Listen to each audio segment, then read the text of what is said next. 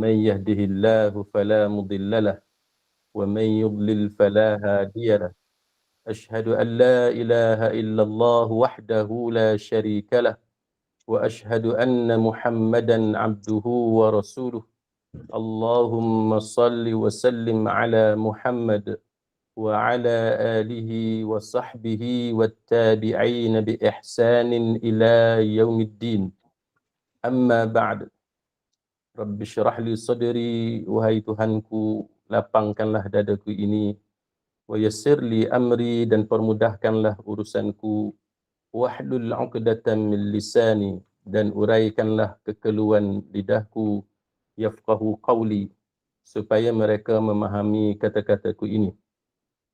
Rabbi zidni ilma, wahai Tuhanku, tambahkanlah ilmu kepadaku. Allahumma faqihna fid din, ya Allah, kurniakan kepada kami kefahaman tentang agama. Wa 'allimna ta'wil, dan ajarkanlah kepada kami ilmu ta'wil. Wahdinas siratal mustaqim, dan tunjukkan kepada kami jalan Engkau, jalan yang lurus. Amin ya rabbal alamin. Saudara-saudari, sahabat, sahabiah, muslimin, muslimat, rahimakumullah. Alhamdulillah, segala pujian hanya bagi Allah Subhanahu wa taala. Selawat dan salam ke atas junjungan besar Nabi kita Muhammad sallallahu alaihi wasallam, dan juga ke atas ahli keluarga baginda dan sahabat-sahabat baginda seluruhnya. Pada pagi ini saya akan berkongsi suatu tajuk dengan sahabat-sahabat semua berkenaan dengan bagaimana Rasulullah sallallahu alaihi wasallam bergaul dengan orang-orang Yahudi. Ini adalah suatu contoh kepada kita bagaimana cara kita bermuamalat kita bersama-sama dengan orang-orang yang bukan Islam, termasuk orang Yahudi. Sebab tujuan kita hidup di atas muka bumi Allah Subhanahu wa taala ini ialah untuk kita kumpulkan sebanyak mungkin bekalan takwa, bekalan pahala-pahala untuk kita bawa di hari akhirat. Tujuan kita hidup atas dunia ini untuk beribadat kepada Allah Subhanahu wa taala. Maka sudah tentu contoh yang terbaik untuk kita semua adalah Nabi kita Muhammad sallallahu alaihi wasallam. Baik, sidang hadirin mukminin, di antara salah satu perkara yang berlaku kepada Nabi kita apabila Nabi hidup di Madinah bersama-sama dengan orang Yahudi, ialah orang Yahudi ini sangat suka kepada doa daripada Nabi sallallahu alaihi wasallam. Ini satu benda yang kita kata agak unik, sebab walaupun orang Yahudi ini mereka bukan Islam, mereka tidak mahu memeluk Islam, dan kita tahu bagaimana banyak puak-puak Yahudi di Madinah yang bersubahat dan menolong musuh dari Mekah untuk menyerang Madinah dan sebagainya.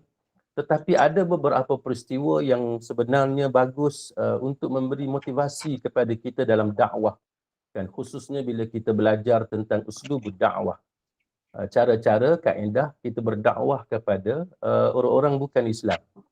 Baik, kisah ini sebagaimana yang diriwayatkan oleh Abu Musa, kan? Abu Musa radhiyallahu anhu. Hadis ini terdapat di dalam Sunan Tirmizi, yang mana kata Abu Musa, kana al-yahudu yata'atasuna 'inda an-nabiy sallallahu alaihi wasallam yarjuna an yaqula lahum yarhamukumullah. Yahudi ni dia sengaja buat bersin depan Nabi. Dia bukan nak bersin pun, dia bukan rasa bukan kata ada sesama rasa gatal hidung ke bersin depan Nabi, tak. Mereka ni sihat, fit, tapi mereka ni sahaja buat bersin depan Nabi sebab mereka suka mendengar doa daripada Nabi sallallahu alaihi wasallam. Dalam hadis ini disebut yarjuna an yaqula lahum yarhamukumullah. Macam kita doa kepada sahabat-sahabat kita lah, ahli keluarga kita kan, bila kita dengar ada di antara kita yang bersin dan dia sebut alhamdulillah, kita pun sebut yarhamukallah ataupun yarhamukillah. Jadi Yahudi ni dia nak sangat dengar Nabi sebut yarhamukumullah, semoga Allah merahmati kamu, God bless you, kan, bless you. Kita biasa dengar dalam movie, filem-filem Inggeris dan sebagainya, bless you, kan, bless you ataupun God bless you dan seumpamanya. Jadi itu tujuan kenapa Yahudi ni sengaja buat bersin depan Nabi SAW, sebab mereka suka mendengar Nabi mendoakan yarhamukumullah, semoga Allah merahmati kamu. Tapi apa yang didoakan oleh Nabi sebagaimana hadis Tirmizi ini, fayaqul yahdikumullah wa yuslihu balakum. Nabi kata yahdikumullah, semoga Allah Subhanahu wa taala memberi petunjuk kepada kamu dan memperbaiki keadaan kamu. Hadis ni Imam Tirmizi kata hadis hasan sahih. Jadi daripada peristiwa ini sebenarnya bagus untuk kita melihat apakah panduan kepada kita apabila kita berinteraksi dengan ahli masyarakat ataupun jiran kita, colleagues kita, kawan-kawan di pejabat dan sebagainya yang bukan beragama Islam. Ini satu contoh bagaimana Nabi mempromosikan suatu apa yang kita sebut sebagai bi'ah salihah, kan, keadaan yang baik, suasana yang sihat di kalangan kita, walaupun kita hidup berbilang kaum, berbilang agama, tapi saling mendoakan, dan itu disukai oleh orang Yahudi sehingga mereka sengaja buat bersin depan Nabi. Cuma bila kita mendoakan orang bukan Islam, tak kiralah Yahudi ataupun Nasrani ataupun agama apa sekalipun, kita tak boleh doa sesuka hati kita, sewenang-wenangnya. Ada guideline, panduan untuk kita doakan mereka berdasarkan kepada ajaran agama kita, iaitu apa yang ditunjukkan oleh Nabi SAW dalam hadis ini. Nabi tidak mendoakan mereka yarhamukumullah, iaitu semoga Allah merahmati kamu, memberkati kamu dan seumpamanya. Itu tidak digunakan, doa itu tidak digunakan oleh Nabi kepada orang Yahudi. Tetapi sebaliknya Nabi menyebut yahdikumullah wa yuslihu balakum, kan, semoga Allah memberi hidayah kepada kamu dan memperbaiki keadaan kamu.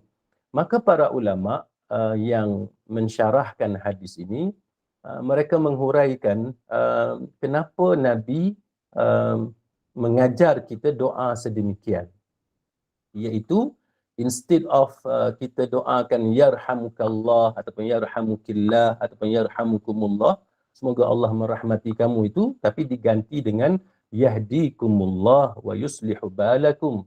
Jadi kenapa Nabi mendoakan seperti itu? Maka para ulama yang mensyarahkan hadis ini mengatakan bahawa bila kita mendoakan orang bukan Islam, dia ada beberapa perbezaan dengan kita berbanding dengan kita doakan saudara-saudara seagama kita. Mesti dibezakan.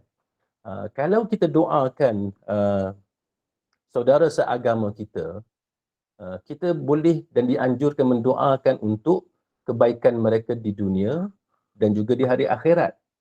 Kita doakan supaya sahabat kita sebagai contoh disembuhkan penyakit. Kita doakan supaya jiran kita itu diberikan rezeki yang banyak oleh Allah Ta'ala. Termasuk kita doakan kalau ada jiran kita ataupun saudara kita yang meninggal dunia, kita doakan supaya mereka dikurniakan syurga Firdaus sebagai contoh, dilapangkan kubur dan sebagainya. Itu doa antara kita dengan orang-orang yang sesama mukmin, kan, yang sama-sama beriman kepada Allah. Tetapi berbeza dengan apabila kita doakan orang bukan Islam. Dia ada perbezaan, iaitu untuk orang bukan Islam, kita tidak boleh mendoakan mereka supaya Allah merahmati mereka, ataupun supaya Allah Ta'ala kurniakan syurga kepada mereka, sebab itu semua khusus untuk orang-orang Islam. Tetapi bagi orang bukan Islam, kita doakan supaya kalau atas dunia boleh dinaikkan pangkat, diberikan kesihatan, diberikan rezeki yang melimpah ruah, itu boleh. Dan apa-apa kebaikan, sebagaimana hadis ini, yang mana Nabi menggunakan perkataan yuslihu balakum, supaya Allah Ta'ala memperbaiki keadaan kamu. Itu boleh. Supaya diberikan kegembiraan sebagai contoh dan kemakmuran, itu dibenarkan.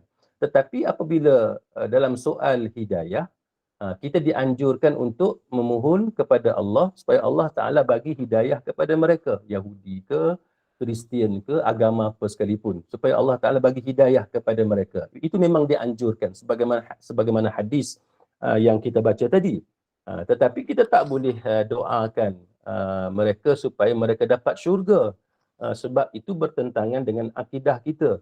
Kita tak boleh doakan supaya kubur mereka dilapangkan, sebab itu bertentangan dengan kepercayaan kita orang-orang Islam, termasuk menggunakan perkataan RIP, rest in peace, itu bertentangan.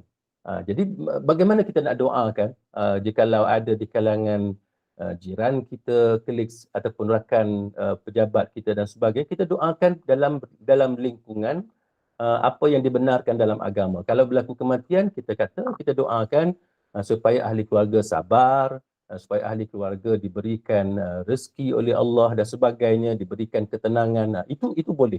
Jadi ini cara kita berinteraksi bukan sahaja dengan orang Yahudi, tetapi juga dengan orang-orang bukan Islam yang lain.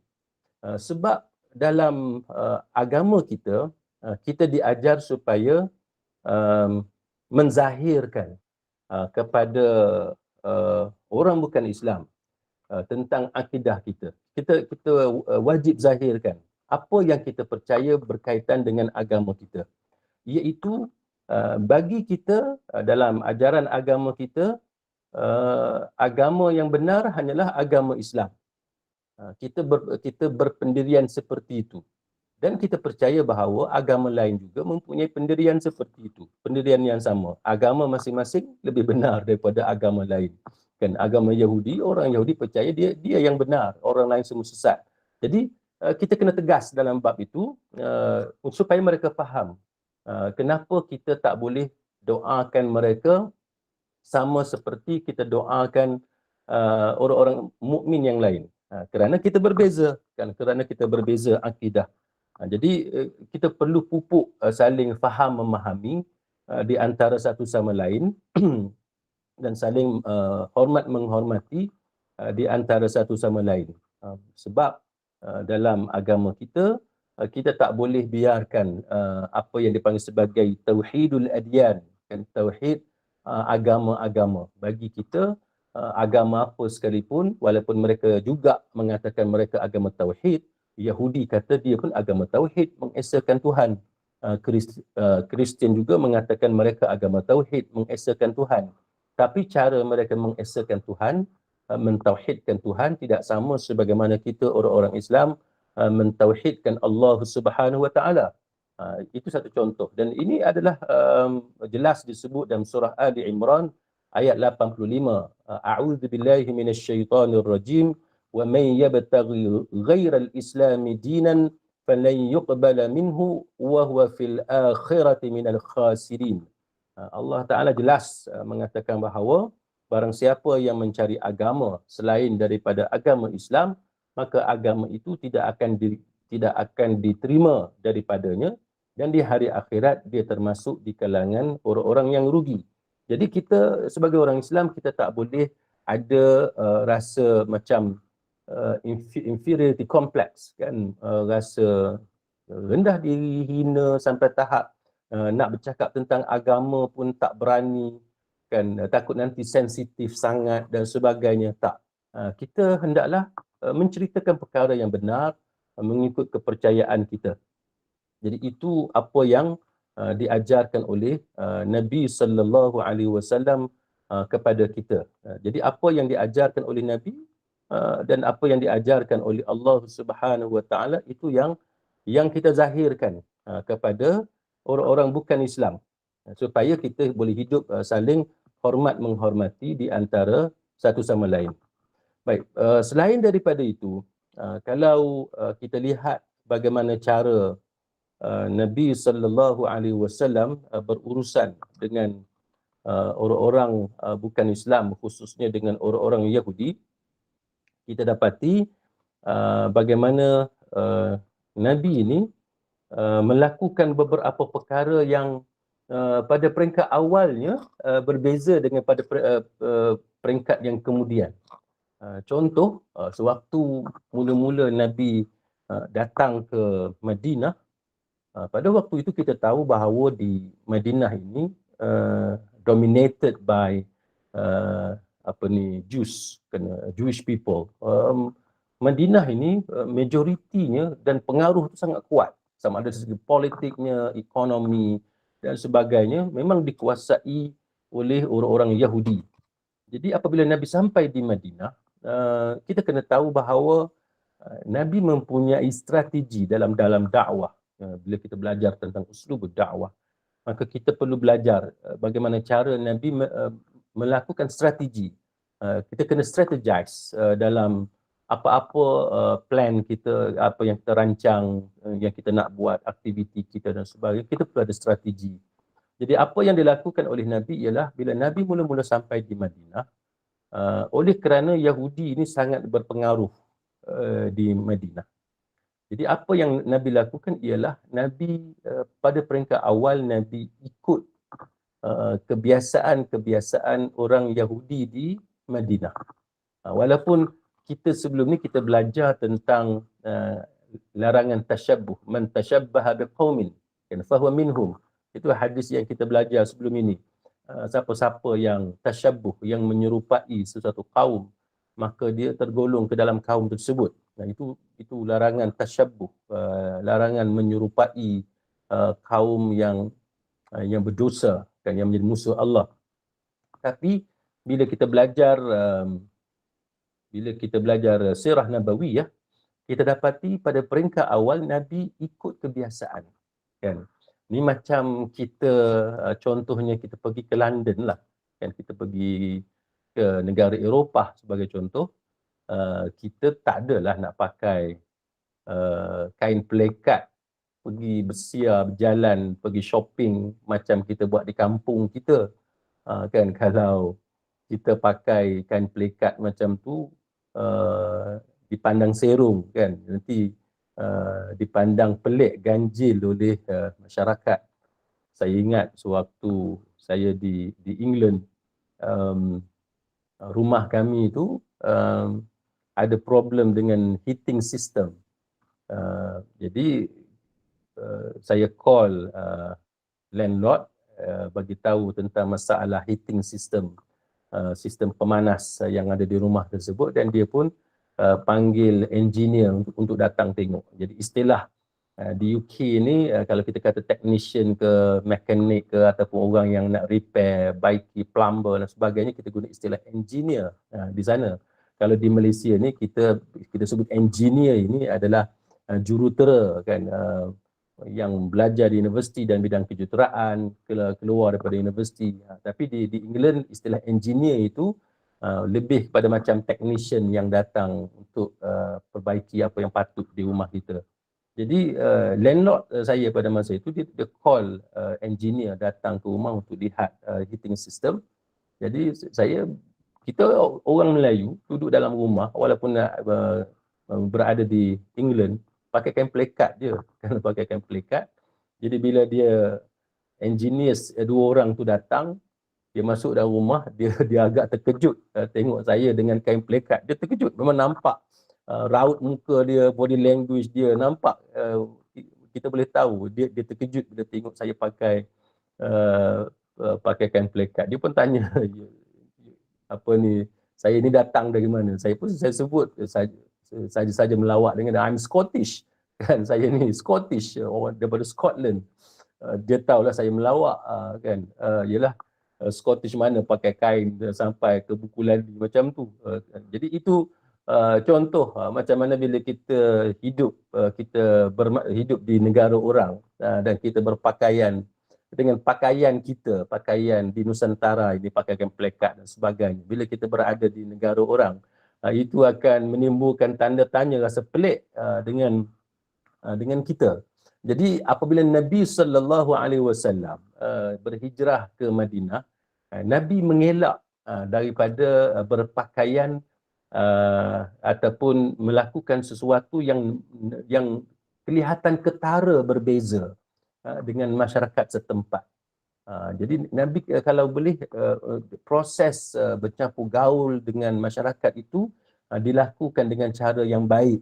Jadi itu yang dilakukan oleh Nabi sallallahu alaihi wasallam. Jadi para ulama sirah ketika membahaskan isu ini, mereka membincangkan kenapa Nabi uh, um, meniru ataupun melakukan kebiasaan-kebiasaan Yahudi sewaktu Nabi mula-mula sampai di Madinah. Jawapannya kerana Nabi mahu untuk melembutkan hati orang-orang Yahudi supaya mereka ni rasa dekat dengan orang Islam, kan. Ialah pakaian pun sama, kan, cara hidup pun lebih kurang sama. Jadi itu tidak memberikan kejutan kepada mereka dan itu akan merapatkan mereka dengan dakwah kita. Jadi itu strategi yang dilakukan oleh Nabi sallallahu alaihi wasallam. Jadi apa buktinya? Apa contoh dia yang dilakukan oleh Nabi? Antaranya sebagaimana hadis Ibnu Abbas radhiyallahu anhuma. Hadis ni hadis muttafaqun alaih, hadis Bukhari dan Muslim, yang mana Ibnu Abbas menceritakan tentang apa yang dilakukan oleh Nabi. Kata Ibnu Abbas, anna Rasulullah sallallahu alaihi wasallam kana yasdilu sya'arahu wa kana al-musyrikuna يفرقون رؤوسهم فكان أهل الكتاب يسدلون رؤوسهم وكان رسول الله صلى الله عليه وسلم يحب موافقة أهل الكتاب فيما لم يؤمر فيه بشيء ثم فرق رسول الله صلى الله عليه وسلم رأسه. Hadis Bukhari dan Muslim. Jadi kata Ibnu Abbas, Nabi ni dulu bila dia sikat rambut, dia sisir rambut baginda, Nabi sisir ke arah depan. Kan? Nabi sisir ke arah kening. Ke depan lah, ke arah dahi. Nabi sisir macam tu. Sebab apa? Sebab pada waktu Nabi sampai di Madinah, ahli kitab ni, orang-orang Yahudi ni, dia sikat rambut macam tu. Jadi Nabi sikat rambut pun Nabi tiru orang-orang Yahudi. Jadi supaya tak nampak beza sangat kita dengan dia dan supaya mereka senang untuk menerima kita. Itu strategi.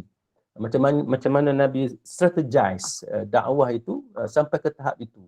Dan pada masa itu, sewaktu Nabi tinggalkan Mekah untuk berhijrah ke Madinah, pada waktu itu orang-orang Mekah pada masa itu disikat rambut dengan cara belah, kan, belah di atas kepala tu, kanan dan kiri.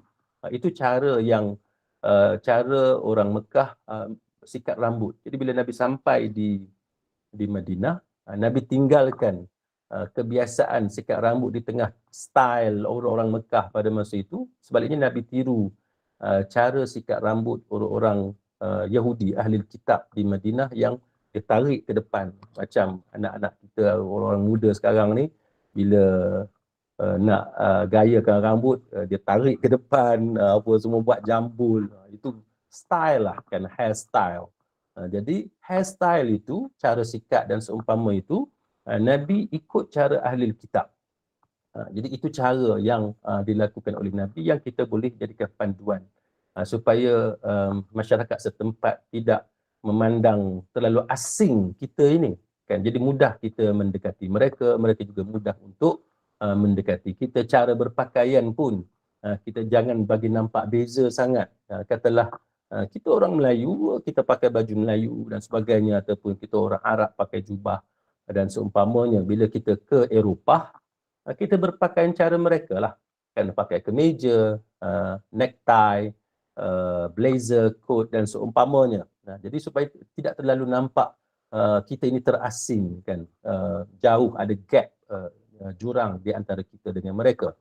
Tetapi kemudiannya apabila Yahudi ini uh, di selepas dakwah yang dilakukan oleh Rasulullah sallallahu alaihi wasallam, terdapat penentangan yang dilakukan oleh orang-orang Yahudi terhadap dakwah Rasulullah sallallahu alaihi wasallam. Selepas itu barulah Nabi kembali semula menggayakan rambut Nabi itu cara sikat dengan cara sikat asal, iaitu cara orang Mekah, orang-orang musyrik di Mekah yang majoritinya rata-ratanya sikat rambut dengan cara kanan ke kiri. Jadi itu contoh yang kita boleh lihat bagaimana Nabi sallallahu alaihi wasallam menunjukkan kepada kita cara-cara kita mendekati dan mendampingi sasaran dakwah kita, orang-orang bukan Islam, walaupun mereka itu adalah orang Yahudi.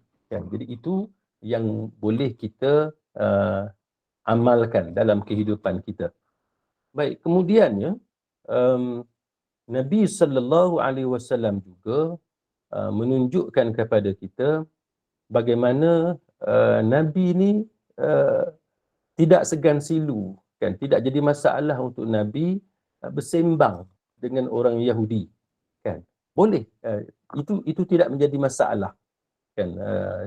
Bahkan Nabi tunjuk sifat tawaduk Nabi, rendah diri di hadapan mereka. Walaupun ada di kalangan orang Yahudi ini yang mempertikaikan jawapan-jawapan Nabi sewaktu mereka menyoal Nabi dan sebagainya.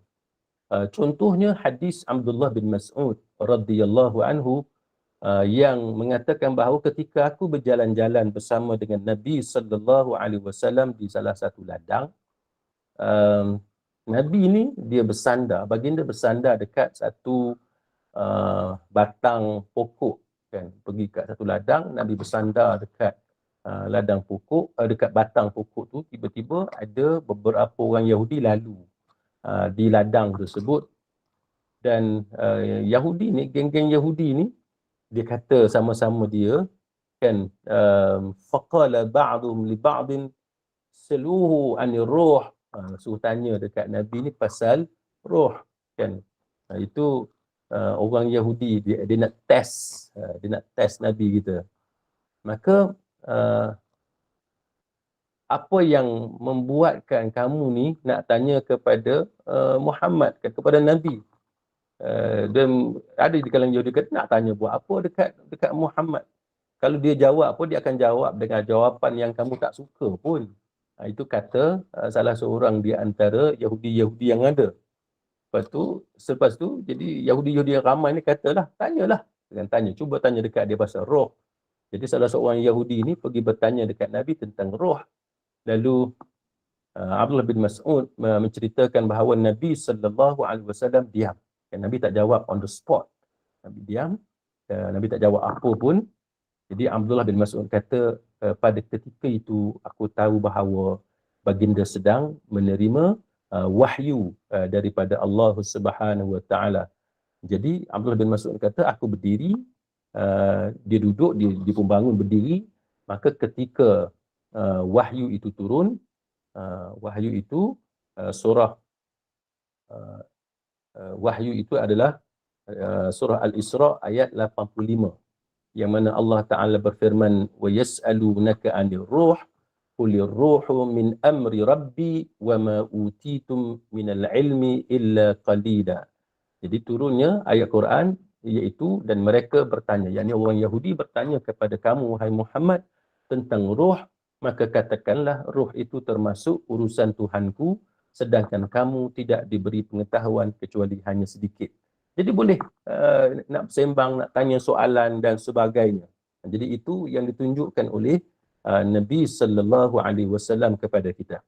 Dan kemudian Nabi juga menunjukkan contoh bagaimana keadilan pemerintahan Islam di bumi Madinah dalam soal urusan harta, yang mana Nabi tunaikan hak-hak orang Yahudi dalam muamalat. Contohnya sebagaimana hadis riwayat Ibnu Umar radhiyallahu anhu bahawa Rasulullah sallallahu alaihi wasallam memberikan tanah Khaybar kepada orang-orang Yahudi supaya mereka boleh usahakan tanah itu dan bercucuk tanam dan sebagainya. Dan mereka akan dapat setengah daripada hasil tanah tersebut.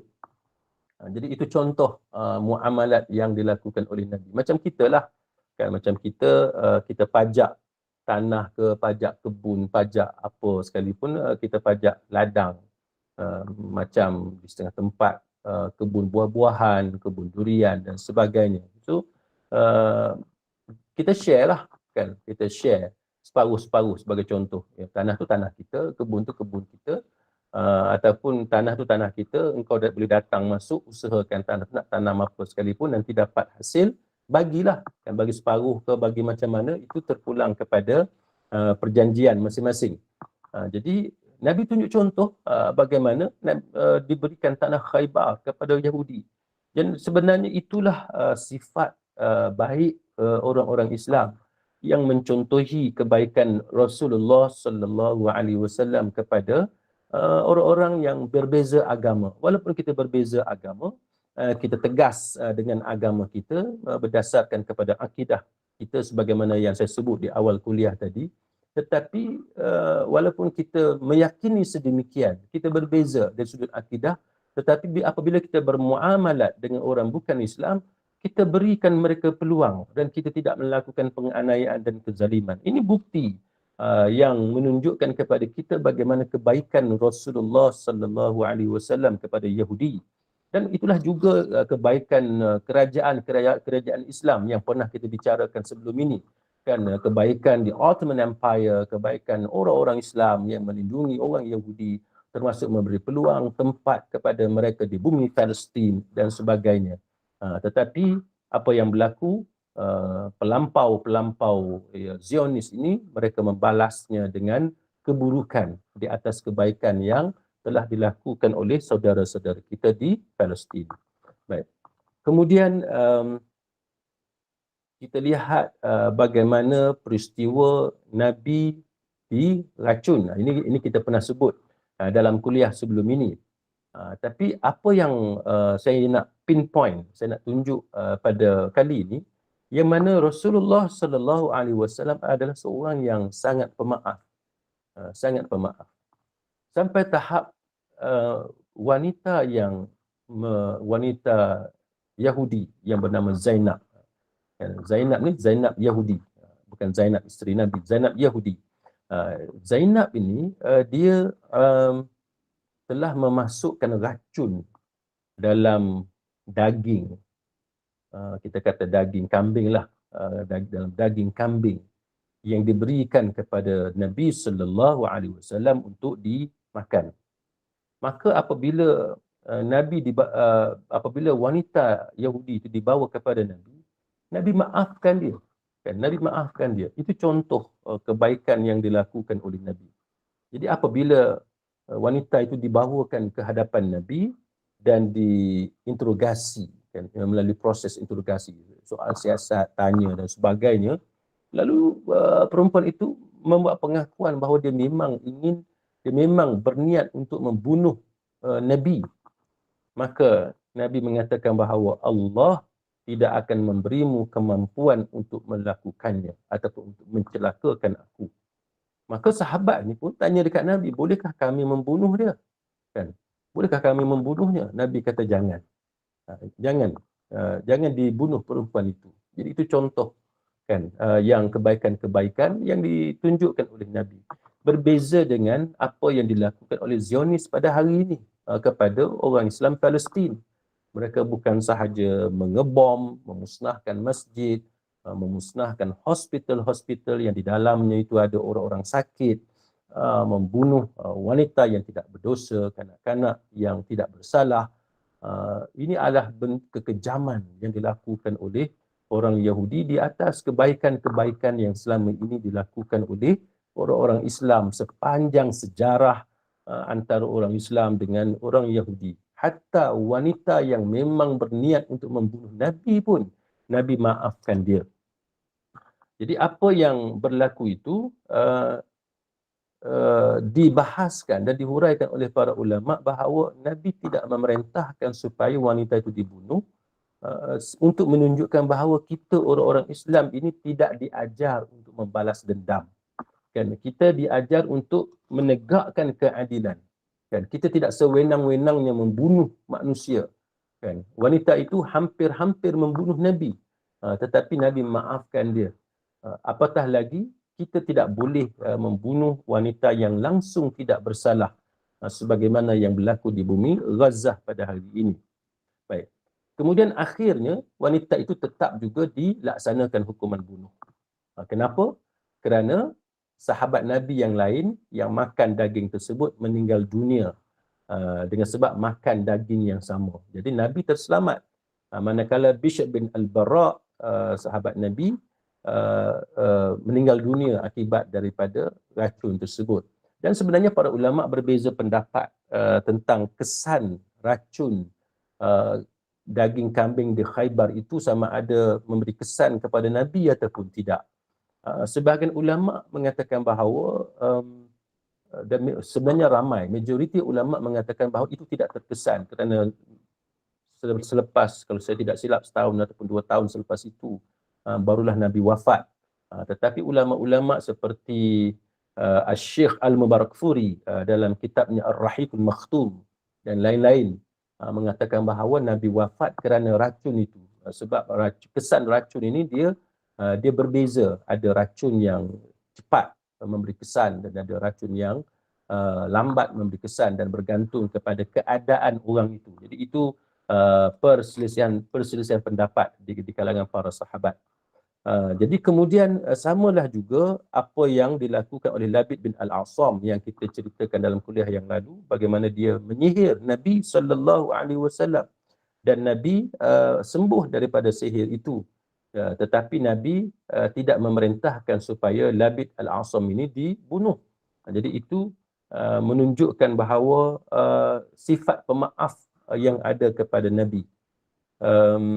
Dan kata Zaid bin Al-Arqam radhiyallahu anhu, Zaid Al-Arqam kata apa? Dia kata Nabi ni tidak pernah menyebut perkara itu kepada si Yahudi itu dan aku sama sekali tidak melihat ada sesuatu yang Nabi tidak suka pada wajah baginda. Itulah gambaran bagaimana pemaafnya Nabi sallallahu alaihi wasallam terhadap kejahatan yang dilakukan oleh manusia kepada baginda. Sebenarnya sahabat-sahabat sekalian, kita kalau kita dapat meniru sifat pemaaf yang ada pada Nabi, kita akan menjadi orang yang hebat.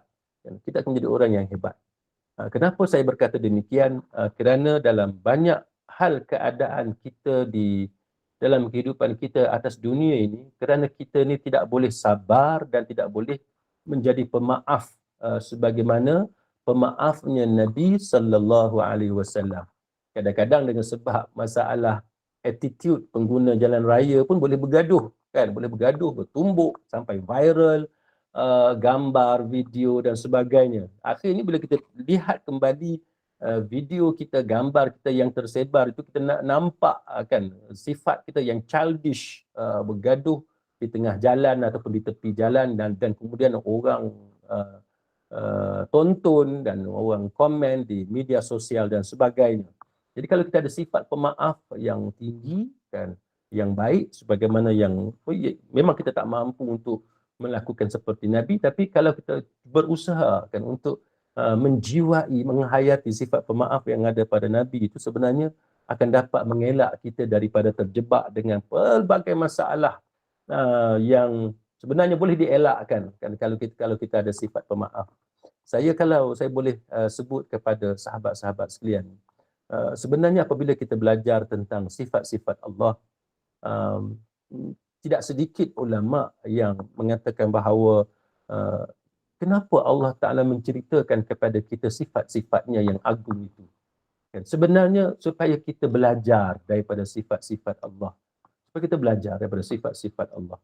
Kalau Allah Ta'ala maha pengasih, maha penyayang kepada hamba-Nya, kenapa kita sebagai suami, kita tidak boleh pengasih, mempunyai sifat pengasih dan penyayang kepada isteri kita.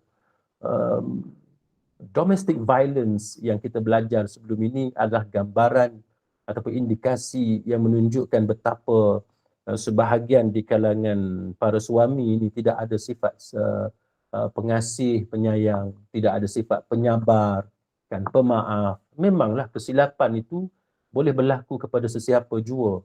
Boleh berlaku kepada suami, boleh berlaku kepada isteri, boleh berlaku kepada anak-anak, kepada kawan, kepada jiran dan sebagainya. Maka sebab itu penting kita ada sifat pemaaf. Dan untuk pengetahuan tuan-tuan, Maha Pemaafnya Allah dan menunjukkan keagungan Allah. Allah Ta'ala tidak ada sifat yang hina. Allah Ta'ala tidak ada sifat yang menyebabkan kelemahan dan kekurangan kepada Allah. Semua sifat yang ada pada Allah adalah sifat-sifat yang menggambarkan kebesaran dan keagungan Allah. Maka cuba kita bayangkan kalau sifat pemaaf itu, sebagaimana Maha Pemaafnya Allah, memanglah kita tidak boleh, kita tidak akan sama dengan Allah. Tetapi sifat pemaaf itu sebenarnya kalau ada pada kita, itu akan mengangkat darjat kita dan itu akan memberikan kemuliaan kepada kita. Itu tujuan kita belajar tentang sifat-sifat Allah Subhanahu Wa Taala. Allah dia boleh maafkan semua dosa setinggi gunung, sebanyak mana sekalipun, kalau kita benar-benar bertaubat kepada Allah. Maka kalau kita sebagai suami, kita sebagai isteri, kan, kita sebagai anak-anak, kalau isteri kita buat silap, banyak buat silap sebagai contoh, ataupun suami kita banyak buat silap, anak kita banyak buat silap, tapi kalau kita ada sifat pemaaf, itu akan menjadikan kita hebat sebenarnya. Itu akan menjadikan kita hebat, kedudukan kita mulia sebenarnya di sisi Allah Subhanahu Wa Taala. Saya diberitahu ada di kalangan kita pun yang sampai ke tahap bergaduh antara ayah dengan anak, antara ibu dan anak, sampai tahap tidak mengaku anak, kan, sampai tahap dihalaunya anak itu dan dilarang anak itu daripada menjejakkan kaki ke rumah atas macam-macam sebab. Contohnya kerana anak itu berkahwin dengan orang, dengan menantu yang dia tak suka, menyebabkan dia kata jangan balik ke rumah. Kan, kalau engkau nak balik juga, engkau seorang saja, menantu tu, isteri ataupun pasangan dia, suami dia, jangan jejakkan kaki. Ada cucu pun tak boleh bawa cucu ke dalam rumah. Itu contoh bagaimana kadang-kadang apabila kita berbalah, kan, kita berselisih, kita melampau dalam perbalahan kita, dalam perselisihan kita. Tuan-tuan dan perempuan sekalian, kita kena hati-hati sebab di antara salah satu tanda munafik, na'udzubillah min zalik, minta lindung dengan Allah daripada hal sedemikian. Salah satu sifat munafik ialah bila dia bergaduh, dia bermusuh, dia berbalah, dia melampau-lampau dalam perbalahan. Jadi we have to make sure, dan kita kena pastikan bahawa bila kita berbalah, kita bergaduh, kita mudah untuk memaafkan ahli keluarga kita ataupun sahabat-sahabat kita. Sebab itu adalah sifat pemaaf yang akan menjadikan kita ini hebat, insya-Allah. Jadi sahabat-sahabat sekalian, sekadar itu perkongsian saya tentang tajuk bagaimana pergaulan Nabi sallallahu alaihi wasallam dengan Yahudi untuk renungan dan pelajaran kita semua, insya-Allah. Maka saya kembalikan sesi ini kepada Puan Moderator, Puan Zainun, untuk seterusnya. Dipersilakan. Baik, terima kasih Ustaz. Sekiranya ada sebarang persoalan, kemusykilan, bolehlah dikemukakan kepada Al-Fadhil Ustaz. Silakan.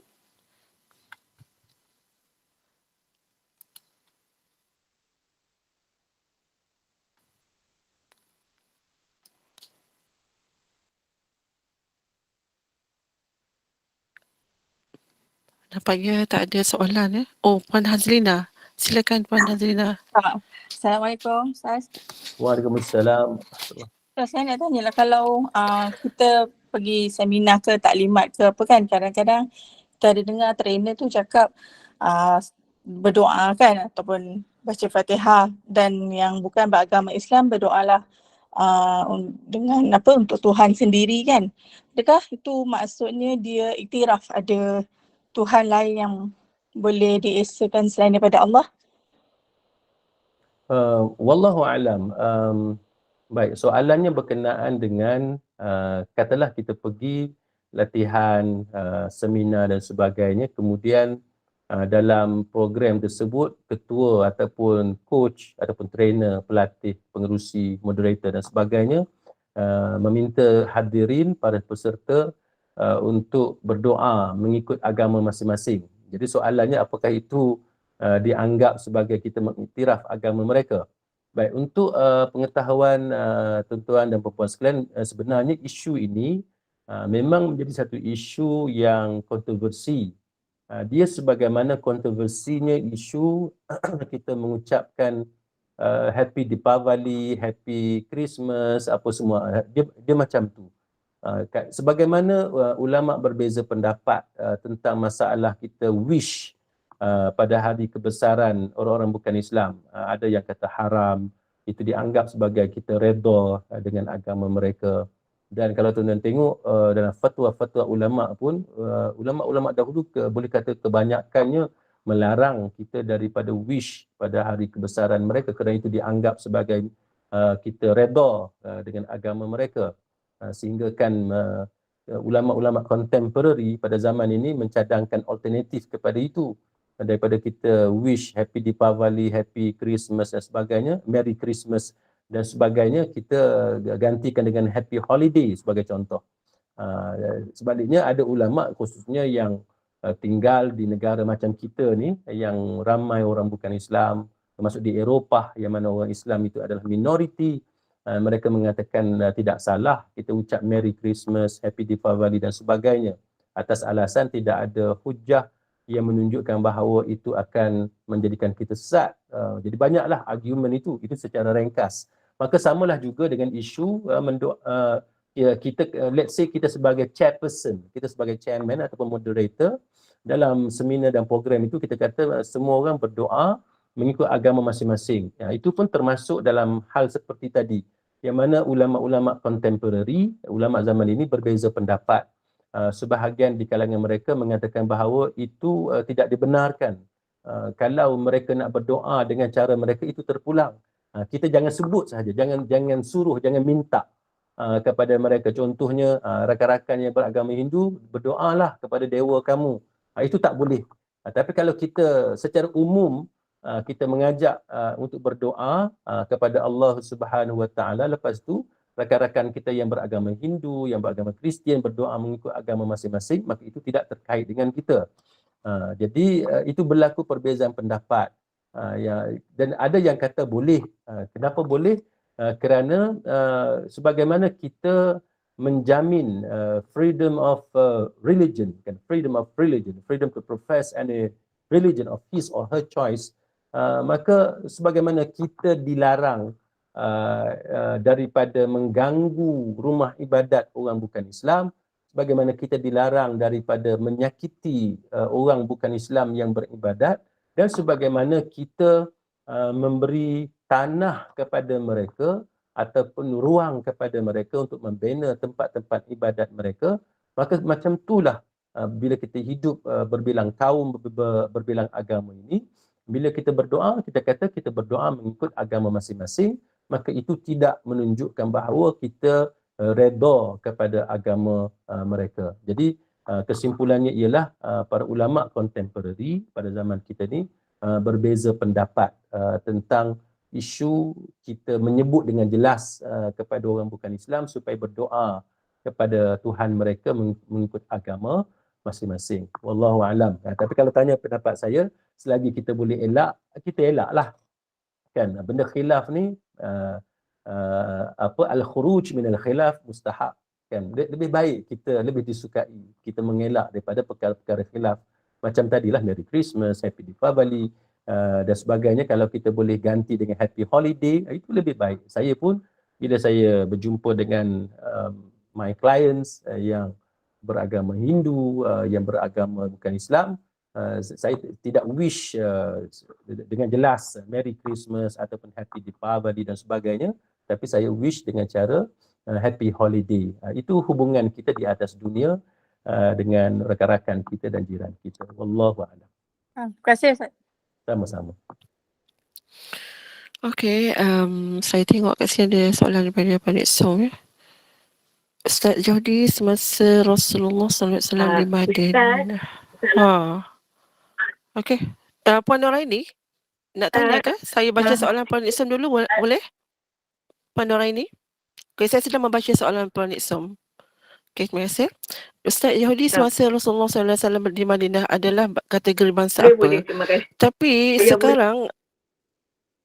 Tapi sekarang Yahudi ada juga dilihat sebagai agama apa ni? Puan Isom, saya kurang jelas soalan Puan Isom. Puan Isom ada nak tanya? Silakan. Agama Yahudi, okey. Tapi sekarang Yahudi ada juga dilihat sebagai agama Yahudi. Ya, okey, baik. Okey, Saya boleh faham, jawab? saya faham, insya-Allah. Okey. Saya faham. Baik, wallahu alam. Sebenarnya isu agama orang-orang Yahudi ini memang dibahaskan panjang lebar sebenarnya. Yang mana satu pendapat di kalangan mereka, di kalangan pendeta-pendeta Yahudi mengatakan once kamu ni dah jadi Yahudi, kamu tak boleh bertukar jadi agama lain. Jadi satu pendapat di kalangan tokoh-tokoh Yahudi mengatakan bahawa Yahudi ni dia juga sebagaimana bangsa, kan, sebagaimana bangsa yang mana kita tak boleh bertukar bangsa kita. Once kita Melayu lah sampai bila-bila. Tetapi Yahudi kemudian ini ada yang memeluk Kristian, ada yang bertukar agama dan sebagainya. Jadi itu realiti yang berlaku dan menyebabkan pendapat-pendapat ini mereka tidak boleh menerima orang yang bukan berbangsa Yahudi untuk memeluk agama Yahudi. Jadi itu contoh bagaimana perbezaan pendirian ataupun pendapat di kalangan tokoh-tokoh Yahudi berkenaan dengan agama Yahudi ni, sama ada boleh keluar ataupun tidak daripada agama Yahudi, satu. Yang kedua, kalau orang yang bukan Yahudi hendak memeluk agama Yahudi, itu boleh ataupun tidak.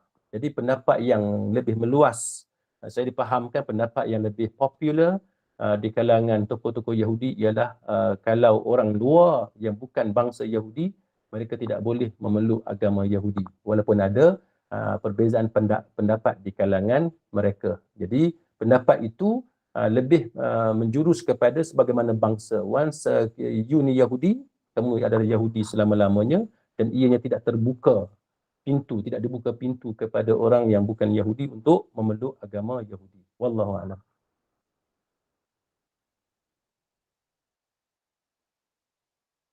Okey. Seterusnya ada soalan yang lain, silakan. Assalamualaikum Ustaz. Ya. Waalaikumsalam warahmatullahi.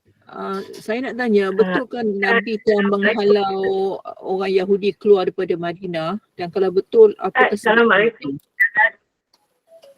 Ya, wallahu alam. Betul, Rasulullah sallallahu alaihi wasallam telah menghalau orang-orang Yahudi keluar dari Madinah. Itu di peringkat akhir. Kerana sebagaimana yang kita tahu, Yahudi yang ada di Madinah telah mengkhianati perjanjian damai di antara Rasulullah sallallahu alaihi wasallam dengan mereka. Jadi kerana pengkhianatan yang mereka lakukan, contohnya dalam perang Ahzab, mereka telah menolong tentera-tentera dari Mekah dan sebagainya, maka itu yang menyebabkan mereka telah dihalau keluar dari Madinah. Sebab itu kalau tuan-tuan lihat pada hari ini, sudah tidak ada lagi Yahudi di bumi Madinah, walaupun pada peringkat awal Nabi berhijrah ke Madinah, mereka adalah golongan yang majoriti di bumi Madinah. Itu adalah contoh bagaimana pengkhianatan yang dilakukan oleh Yahudi kepada perjanjian mereka dengan orang-orang Islam. Wallahu a'lam. Terima kasih Ustaz.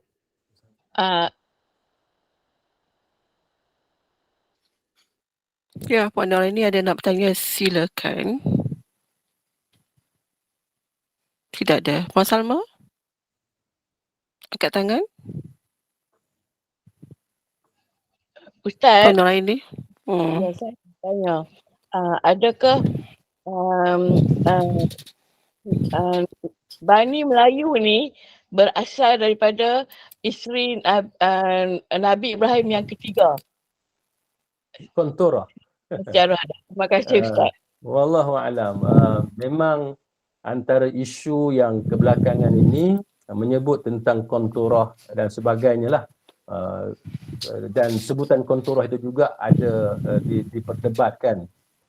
Sebenarnya sidang hadirin mukminin, apabila kita mendakwa bahawa kita ataupun sesiapa jua sebagai keturunan sekian-sekian, kan, keturunan sekian-sekian. Dalam kes ini ada pihak yang mendakwa kita orang Melayu daripada keturunan isteri, salah seorang isteri Nabi Ibrahim alaihissalam. Kita perlukan kepada bukti yang kuat untuk kita mengatakan sedemikian. Buat masa ini sepanjang pengetahuan saya apabila saya mengikuti perbincangan tersebut, saya dapati tidak ada satu evidence yang kukuh untuk menyokong pendapat sedemikian. Dan pada pendapat saya, tidak menambah dan tidak mengurang pun iman dan agama kita apabila kita membincangkan bahawa kita orang Melayu ini keturunan Nabi Ibrahim alaihissalam. Kalau kita begitu bersungguh-sungguh pun sebenarnya tidak ada apa, sebab yang paling penting ialah amalan kita. Kan, amalan kita tingkatkan takwa kita kepada Allah, maka itulah orang yang sebenarnya mulia di sisi Allah Subhanahu wa taala. Tetapi yang pasti kita adalah keturunan Nabi Adam alaihissalam. Jadi tetap keturunan Nabi juga, walaupun tidak ada bukti kukuh tentang kita ini keturunan Nabi Ibrahim alaihissalam ataupun daripada isteri Nabi Ibrahim alaihissalam. Tetapi terpulanglah itu dalam soal sejarah yang mana ada berlaku perbezaan pendapat di kalangan kita tentang hal sedemikian. Wallahu a'lam. Terima kasih Ustaz atas Sama-sama. pencerahan. Okey. Nampaknya setakat itu saja soalan yang diberi. Terima kasih atas soalannya dan alhamdulillah jazakallahu khairan Ustaz Dr. Ahmad Jelani atas perkongsian ilmu ini berkenaan dengan pergaulan Nabi dengan Yahudi yang menunjukkan bahawa Islam ini adalah agama perdamaian dan agama toleransi. Ia bukan kata-kata kosong tetapi dijelaskan oleh Allah SWT dalam Al-Quran dan dibuktikan secara praktikal oleh Nabi Muhammad SAW melalui sejarah kehidupan beliau serta perjuangan baginda. Akhir kata, semoga Allah SWT menjadikan kita orang yang cintakan dan menampakkan ilmu ini serta memberikan kita kefahaman sahih di dalam memahami syariatnya. Terima kasih kepada para jemaah sekalian dan teruskan lagi kuliah duha kita seterusnya, dan bagi menutupi majlis ini Ustaz, kita akhiri dulu dengan tasbih kafarah dan surah Al-Asr. Silakan Ustaz. Terima kasih kepada sahabat-sahabat sekalian. Marilah kita berdoa kepada Allah. Allahumma inna nas'aluka ilman nafi'a wa rizqan tayyiba wa amalan mutaqabbala. Ya Allah, wahai Tuhan kami, sesungguhnya kami memohon kepada Engkau ilmu yang bermanfaat, rezeki yang baik dan amalan yang diterima oleh-Mu. Kita akhiri dengan tasbih kafarah dan surah Al-Asr. Subhanakallahumma wa bihamdik asyhadu an la ilaha illa anta astaghfiruka wa atubu ilaik. A'udzu billahi minasy syaithanir rajim. Bismillahirrahmanirrahim. Wal 'asr innal insana lafi khusr illa alladhina amanu wa 'amilus shalihat wa tawasaw bil haqq wa tawasaw bis sabr. Wabillahi taufiq wal hidayah. Wassalamualaikum warahmatullahi wabarakatuh. Waalaikumsalam warahmatullahi wabarakatuh. Terima kasih Ustaz. Terima kasih. Jumpa lagi. Assalamualaikum. Assalamualaikum warahmatullahi wabarakatuh. Jumpa lagi. Dan okey, baik. Okey, baik. Kita ada lagi kuliah duha seterusnya.